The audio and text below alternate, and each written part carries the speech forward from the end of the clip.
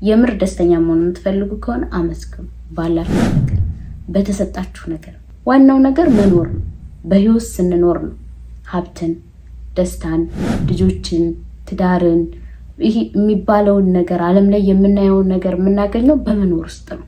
በመኖር ውስጥ የሚሰጠን በረከት ነው። ደስታችንን ከሆነ ነገር ጋር ነው የሚያገናኘው ዓለም እና ያ ነገር ምን አድርጎናል? ሁልጊዜ በህይወታችን እንዳንረካ የሆነ የጎደለ ነገር እንዳለ እንዲሰማን ነው የሚያደርግ። ምንም የማመሰግንበት ነገር የለም ብትሉ 5 ቃል አታጡ። ህይወት ዛሬ ነው ባይዘዊ። ሃይ ጋይስ እንዴት ናችሁ? እኔ በጣም ደህና ነኝ፣ እግዚአብሔር ይመስገን። ዛሬ ደስ በሚል ርዕስ እንወያያለን። እሱ ማመስገን ነው፣ ባለን ነገር ደስተኛ መሆን። አዲስ ከሆናችሁ ምናልባት ሀይሚ ነኝ። እዚህ ቻናል ላይ እንዴት ራሳችን ላይ መስራት እንደምንችል እንወያያለን። ራሳችሁ ላይ መስራት መለወጥ የምትፈልጉ ሰዎች ሰብስክራይብ በማድረግ ቤተሰብ ሁኑ። ያላችሁት ደግሞ ቪዲዮ ላይክ በማድረግ ጀምሩት። ማመስገን በጣም ትልቅ ነገር ነው። አይኖ በብዙ ቦታ ሰምተነዋል። በየእምነታችንም ብዙ ሰዎችም ሲመክሩ ሰምተናል። ላይክ ለመድነውና ቃሉን ምንም መስሎ አይታየንም። ግን ማመስገን ምስጋና በጣም ብዙ በረከት ነው በህይወታችን ይዞ የሚመጣው። ባለን ነገር ማመስገን፣ በተሰጠን ነገር ማመስገን፣ በህይወታችን ደስተኛ እንድንሆን የሚያደርገን ምስጋና ነው። አንድ ሰው እያመሰገነ ሊያማርር አይችልም። እያመሰገነ ድብርት ውስጥ ሊገባ አይችልም። እያመሰገነ መከፋት አይችልም። ምስጋና በጣም ትልቅ ነገር ነው። በቃ just be grateful። የምሬን ነው የምላችሁ። በህይወታችሁ የምር ደስተኛ መሆን የምትፈልጉ ከሆነ አመስግኑ። ባላችሁ ነገር፣ በተሰጣችሁ ነገር፣ በጤናችሁ፣ ባላችሁ አካል፣ ሙሉ አካል ስላላችሁ፣ ባላችሁ ስራ፣ በቤተሰቦቻችሁ፣ በጓደኞቻችሁ፣ በዙሪያችሁ ስላለው ነገር ኤቭሪቲንግ በቃ ሁሉ ነገር ላይ አመስግኑ። ማመስገን ስትጀምሩ በቃ በጎ ነገር ማየት ትጀምራላችሁ። የምርም በህይወታችሁ እንደተባረካችሁ ይታያችኋል። በቃ የሚያስፈልገን ነገር አብዛኛው ነገር የተሰጠነው በነፃ ነው። በነፃ ለተሰጠን ነገር ማመስገን መቻል፣ ያ ደግሞ ምስጋና የምስጋና በርንም የበረከት በርን ነው የሚከፍተው። በጣም ፓወርፉል ነው ምስጋና። እኔ ልክ ማመስገን ስጀምር ነው በትክክል ማሰብ ራሱ የምጀምረው። የሆነ ነገር እንዳለኝ ራሱ ማስበው ማመስገን ስጀምር ነው። እና በረከትን በህይወታችሁ የሚመጣው ደግሞ ስታመሰግኑ ነው። ማማረር ግን ድብርትን ያመጣል። በቃ የሌላችሁን ነገር ብቻ ነው ሁልጊዜ። ዓለም ደግሞ በተለይ አሁን የምንኖርበት ይሄ ሶሻል ሚዲያ ሁልጊዜ የሌለንን ነገር ነው። በቃ ሁልጊዜ የሆነ ነገር እንደጎደለን ነው የሚያሳየን። ለምን? ከኛ የተሻለ ህይወት የሚኖሩ ሰዎች ስላሉ። ሁሌ የምናየው ነገር ሰዎች ህይወታቸው የተደላደለ እንደሆነ ነው። የሆነ ትራብል ሲያደርጉ ነው የምናየው። ፍቅረኛዋ ሰርፕራይዝ ሲያደርጋን ነው የምናየው። ላይክ ብዙ ነገር እንደተመቻቸላቸው ነው የሚያሳዩት። እና እኛ ምን ይሰማናል? የሆነ ነገር እንደጎደለን። ይሄ የለኝም ለካ ይሄ የእንትኑም የንግዱም ዓለም እኛ የሆነ ጸጉር እንደሌለን ጸጉር እንድንገዛ ማለት ነው። ፊታችን ጥሩ እንዳልሆነ ሜካፕ እንድንገዛ ማለት ነው። ልብስ እንደሌለን ፋሽን እንደሌለን እንድንገዛቸው ማለት ነው። ፕሮዳክት ነው፣ እነሱ እየሸጡ ነው፣ ቢዝነስ ነው። ብዙ ጊዜ ዓለም የምታሳየን እኛ የሆነ ነገር እንደጎደለን ነው። የሆነ ነገር ስንገዛ ደስተኛ እንድንሆን ነው የሚያደርገን። ገባችሁ? የሆነ ሰው ሲኖረን ደስተኛ እንድንሆን በቃ ደስታችንን ከሆነ ነገር ጋር ነው የሚያገናኘው ዓለም። እና ያ ነገር ምን አድርጎናል? ሁልጊዜ በህይወታችን እንዳንረካ የሆነ የጎደለ ነገር እንዳለ እንዲሰማን ነው የሚያደርገው። ያ ግን ፍጹም ስህተት ነው። በህይወታችን እኛ በቂ ነገር አለን። ጤና አለን፣ ቤተሰብ አለን፣ ጓደኞች አሉን። እንደው ሌላው ይቅርሽ እንደው ይሄ የምጠራው ነገር እንኳን የለኝም ብትሉ በህይወት አላችሁ አይደል? በቃ እግዚአብሔር ይመስገን። ጀስት መኖር በራሱ ተአምር ነው። በእውነት በመኖር ውስጥ ነው ይሄን ሁሉ በረከት የምናየው። ዋናው ነገር መኖር ነው። በህይወት ስንኖር ነው ሀብትን፣ ደስታን፣ ልጆችን፣ ትዳርን ይሄ የሚባለውን ነገር ዓለም ላይ የምናየውን ነገር የምናገኘው በመኖር ውስጥ ነው። በመኖር ውስጥ የሚሰጠን በረከት ነው። ሊሰጠንም ላይሰጠንም ይችላል። ትልቁ ነገር ግን ምንድነው? መኖር ነው። በቃ እኛ በዚህ ምድር ላይ የመጣ ነው ልንኖር ነው። መኖር አለብን። በህይወት ስላለን ደግሞ ማመስገን አለብን። ለዚች እስትንፋስ በቃ ዛሬ ስላለን ነገር፣ ስለ ዛሬው ጤናችን፣ ስለ ዛሬው ስራችን፣ በቃ ዛሬ ቀኑን በሰላም ስለዋልን ብቻ ማመስገን መቻል አለብን።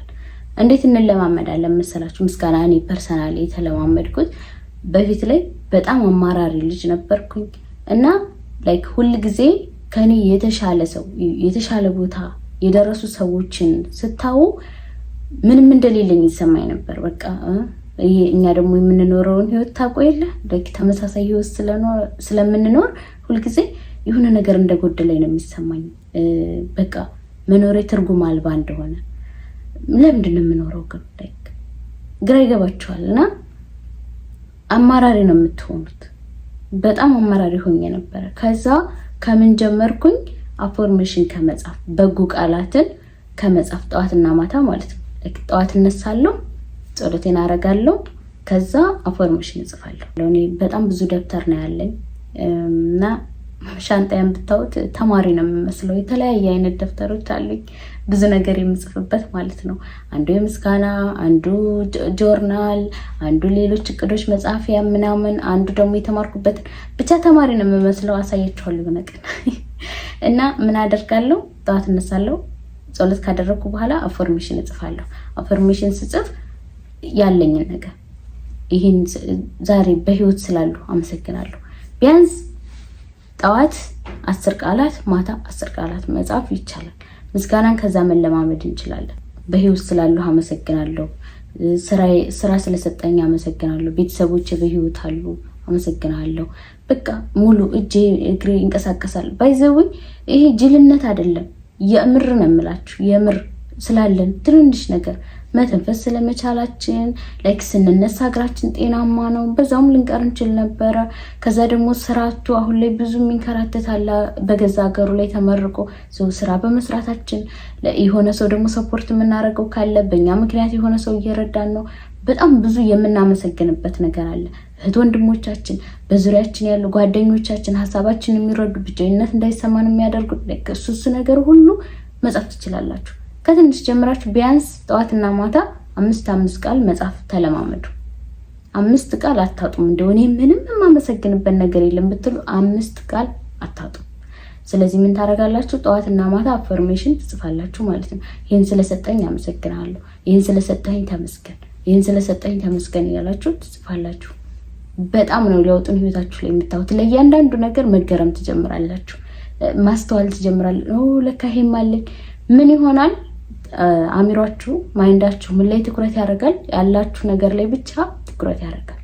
አጣችሁት ነገር ላይ ትኩረት አያደርግም። በጎ አስተሳሰብ ፖዚቲቭ እንድትሆኑ ያደርጋችኋል ማመስገን ስትጀምሩ ማለት ነው። እና ደግሞ ትልቁ ነገር ፈጣሪን ስታመሰግኑ ይጨመርላችኋል። ላለው ጨመርለታል።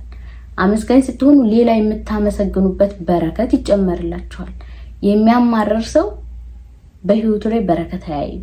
ሁልጊዜ ኔጌቲቭ ስለሆነ ሁልጊዜ ማማረር ስለሆነ የሚያማርርበት ነገር ነው የሚጨመረው። እና ምስጋና በጣም ፓወርፉል ነው። እኔ እንደዚህ ማመስገን ሲጀምር ነው የምር ወደ ራሴ ስመለከት ለካ ሙሉ ነኝ፣ ለካ መኖሬ በራሱ ትልቅ ነገር ነው፣ ለካ እግዚአብሔር ብዙ ነገር አድርጎልኛል ማለት የጀመርኩት። በፊት ላይ ጎደሎ እንደሆንኩ ነበር የሚሰማኝ፣ ምንም እንደሌለኝ። እሱ በጣም ስህተት ነው። እና ማመስገን በጣም ትልቅ ነገር ነው። በህይወታችሁ አመስጋኝ ሁኑ። እናንተ ያላችሁን ነገር ማየት ስትጀምሩ የምር ደስተኛ ነው የምትሆኑት። በእውነት ጀምሩት።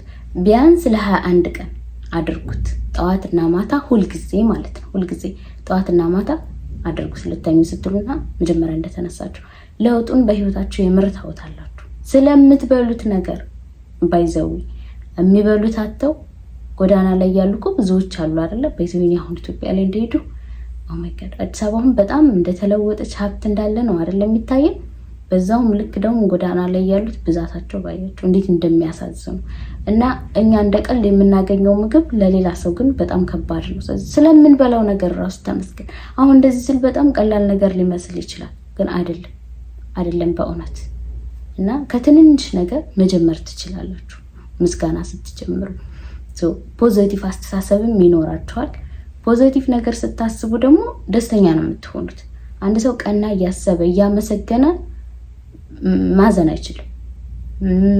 መጥፎ ስሜት ውስጥ ሊገባ አይችልም። ለምስጋና ውስጥ ነው በአንድ ጊዜ ተመሳሳይ ስሜት ውስጥ መሆን ስለማይቻል እና በህይወታችሁ አመስጋኞች ሁኑ። ምስጋና ትልቅ ነገር ስለሆነ እኔ አንዳንድ ጊዜ አሁን ከመስመር ስወጣ አውቀዋለሁ ስለለመድኩኝ ባይዘው መጽሐፍ ስትጀምሩ ምስጋና ስትጀምሩ አታማሩሩም ማለት አይደለም። የሆነ ሰዓት ላይ ይመጣል። ለምን ፕሮግራም ስለተደረግን እስከዛሬ ስለኖርንበት ማለት ነው። እና እኔ አውቀዋለሁ የሆነ ኔጌቲቭ ሀሳብ ሲመጣብኝ የሌለኝን ነገር ብቻ እንዳይ ሲያደርገኝ አውቀዋለሁ። ኦኬ ጀመርኩ ማለት ነው ምናምን እላለሁና አሁን ላይ ላይክ አሁን ለምንድን ነው እንደዚህ ያደረግሽው? አሁን እኮ ያንን ህይወት ነው የምትኖሪው ምናምን የሚል ሀሳብ ይመጣብኛል። እና ያን ሁሉ ነገር የተደረገልኝን መልካም ነገር ረስቸው ማለት ነው። በዛ በባህር ላይ ሄዶ መምጣት መሞትም ነበረ፣ ብዙ ነገር ሊሆን ይችል ነበር። ብዙ ጊዜ ማይንዳችን ኔጌቲቭ ነገሩ ላይ ብቻ ነው የሚያተኩረው። ለዛ ነው ብዙ ጊዜ አማራሪ የምንሆነው፣ የጎደለን ነገር ብቻ የምናየው። ለዛ ነው ከተደረገልን ነገር ይልቅ አንዷ ነገር ነች የምታስከፋን። አንዷ ነገር ከሚሰጠን በጎ ኮሜንት ይልቅ አንዷን መርጠና ትኩረት የምናደርገው። ለምን? ማይንዳችን እንደዛ ነው። ኔጌቲቭ ነገር ሲሆን ነው እኛ ላይ ተጽዕኖ ያመጣል በይበልጥ ማለት ነው። ለዛ ነው ራሳችንን ፖዚቲቭ ነገር ማለማመድ ያለብን፣ በጎ ነገር በቃ ያለን ነገር ማየት ያለብን። ከጎደለን ይልቅ እንዴት ነው ካልተሰጠን ይልቅ የተሰጠን ነገር በጣም ብዙ ነው ካስተዋልን በእውነት። እና ያልተሳካልን ነገር ካለ ለበጎ ነው፣ በሂደት ይሆናል፣ በመኖር ውስጥ እናገኘዋለን። ያንንም ግን ዛሬ ላይ በህይወት በመኖራችን ብቻ ደስተኛ ልንሆን ይገባል፣ ልናመሰግን ይገባል። ገባችሁ? ስናመሰግን ባለን ነገር በዛሬ ቀናችን በቃ ዛሬን በመኖራችን ህይወት ዛሬ ነው። ባይዘዊ ህይወት ዛሬ ነው። ዛሬ በመኖራችን ደስ ይበላል። በቃ እሱ ትልቅ ነገር ነው። መኖር ትልቅ ነገር ነው። እና ዛሬ ቀናችንን በመዋላችን እንዴት ቀናችን ላይ ደስተኛ ሆነን መዋል እንዳለብን ነው ማሰብ ያለብን። ዛሬ ቀን እንዴት ላሸንፍ፣ በምን አይነት ሁኔታ በጀምረው ነው ደስተኛ ሆኜ እምውለው። ዛሬ ስንውል ነገም ስንደግመው ቀኑ ሳምንት ይሆናል፣ ሳምንቱ ወር ይሆናል፣ ወሩ ደግሞ አመት ይሆናል ማለት ነው። ስለዚህ አንዷን ቀን በደስታ ለመዋል እንሞክር፣ ፖዚቲቭ ሆነን በምስጋና ውስጥ ለመዋል እንሞክር። ነገ ምን እንደገመው ተነወደም ከዛ ያ ምን ይሆናል? ሳምንት ይሆናል፣ ሳምንቱ ደግሞ ወር ይሆናል ማለት ነው። እንደዛ እያደረግን ምስጋና መለማመድ እንችላለን። ምስጋና በጣም ፓወርፉል ነው። በህይወታችሁ ማመስገን ስትጀምሩ የእውነት የበረከት በር ይከፈታል። የእውነት መኖራችሁ በራሱ ደግሞ ትልቅ ማመስገኛ ምክንያት ነው። ምክንያት አትፈልጉ ለማመስገን። አንዳንድ ሰው አሁን እንደዚህ ስል እኔ እኮ ምንም የለኝም፣ ምን አይቼ ላመስገን? እኔ እኮ ስራም የለኝም፣ እኔ እኮ ቤተሰቦችም እንደዚህ አጥቻቸዋለሁ፣ እንደዚህ ብያለሁ፣ እንደዚህ ታምሜያለሁ፣ እንደዚህ ሆኛለሁ። ጋይስ የሌለንን ነገር ማየት ከጀመርን አያቆምም። ብዙ ነገር ነው የሰው ልጅ ፍላጎቱ ብዙ ስለሆነ፣ ግን ያላችሁን ነገር ስቲል ምንም የለኝም የሚል ሰው በህይወት አለ። ገባችሁ አይደል? ይሄን የሚያስብበት አሚሮ አለው። ይሄን እኔን የሚያይበት ስልክ አለው። በቃ ቢግሬትፉል ተመስገን። ሌሎቹ በረከቶች ደግሞ በመኖር ውስጥ ታገኛቸዋለህ። በህይወት በመኖር ደስ ይበል። በህይወት በመኖርሽ ደስ ይበልሽ። የሆነ የጎደላችሁ አይምሰላችሁ፣ ከሰው የቀራችሁ አይምሰላችሁ። ብዙ ጊዜ ሶሻል ሚዲያ ላይ እንደዛ ስለሆነ በጣም ያጠቃናል። በቃ እኛ ወደኋላ እንደቀርን፣ እኛ ምንም ነገር እንደሌለን እና እኛ ብዙ ነገር አለን። ያላችሁን ነገር ማየት ጀምሩ፣ ማመስገን ጀምሩ። የእውነቴን ነው። በጣም ነው የምትቀየሩት ማመስገን ስትጀምሩ። በቃ ውስጣችሁ ይቀየራል። ደስተኛ መሆን ትጀምራላችሁ። መኖራችሁ ትርጉም ይኖረዋል። ለትንንሽ ነገር ታስገርማችኋል። እና ሀሳቤ ምንድነው? ባላችሁ ነገር አመስግኑ። ዛሬ በህይወት በመኖራችሁ አመስግኑ። ዛሬ ቀናችሁን በሰላም ስለዋላችሁ አመስግኑ። እሱ በጣም ትልቅ ነገር ነው። ማመስገን ስትጀምሩ ደግሞ በህይወታችሁ ትልቅ በረከት ትስባላችሁ። ላለው ይጨመርለታል። ትኩረታችሁ አላችሁ ነገር ላይ ብቻ ይሁን። በሱ ነገር አመስግኑ። እስከ መጨረሻው ስላዳመጣችሁኝ አመሰግናለሁ። እንቅልፌ በጣም መጥቷል። ስለዚህ ቻው ልተኛ። በቀጣይ ቪዲዮ እስከምንገናኝ ቸር ቆዩልኝ።